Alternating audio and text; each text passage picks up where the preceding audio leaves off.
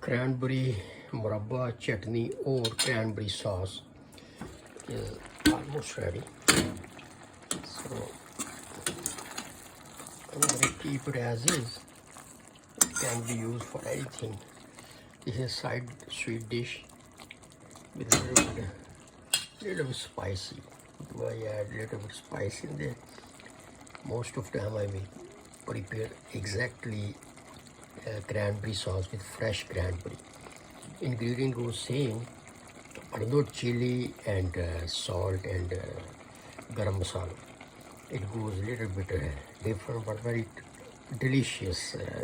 Also stay long time. So this one I'm going to put it in this glass jar, and I'm going to taste now.